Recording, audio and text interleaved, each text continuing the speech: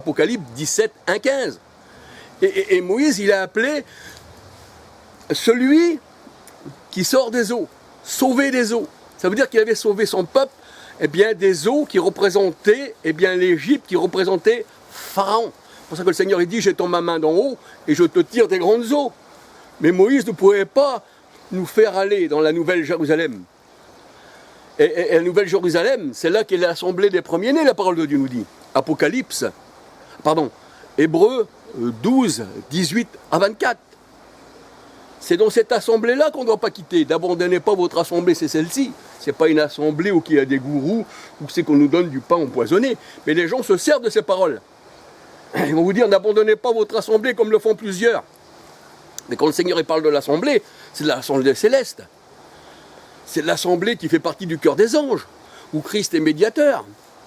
Hébreux 12, 8 à 24.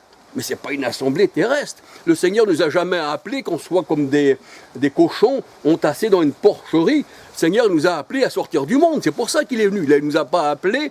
Il n'est pas venu pour dire assemblez-vous comme des cochons, eh bien, dans les assemblées. Non, le Seigneur il a dit plutôt, eh bien, vous n'êtes plus du monde et vous n'en faites plus partie. Comme moi, j'en fais plus partie. Alors voilà, je vais m'arrêter là.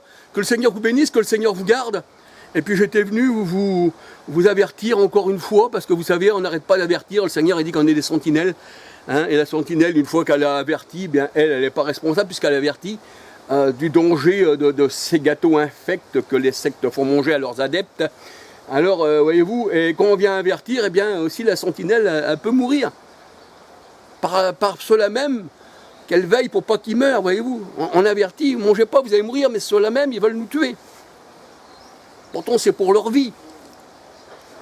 Comme le Seigneur Jésus-Christ est venu, on l'a rejeté. On ne veut pas qu'il règne sur nous, on veut que ce soit César, notre bourreau qui règne sur nous. On l'aime, lui. Parce que le Seigneur a dit César fait partie du monde. Et le monde aime ce qui est à lui. Alors voilà, et bien que le Seigneur vous bénisse, que le Seigneur vous garde, et apprenez à ne pas couler un moucheron et ne pas manger, eh bien, un pain empoisonné. Heureux les invités au repas du Seigneur. C'est ça le véritable repas. Celui-là, il n'est pas empoisonné parce que celui-là, il nous donne la vie éternelle, tandis que l'autre, il nous donne la mort éternelle. Gloire au Seigneur. Que le Seigneur vous bénisse et que le Seigneur vous garde. Puis à la prochaine vidéo, si lui, il veut. Alléluia. Que son nom, eh bien, soit béni. Alléluia. Et à lui la gloire pour l'éternité. Et nous serons avec lui pour l'éternité. Et déjà, Colossiens 1,13, nous sommes avec lui dans les auteurs, car on est assis en Christ. Et Christ est en nous. Alléluia. Christ est en nous. 2 Corinthiens 13, 5 à 6.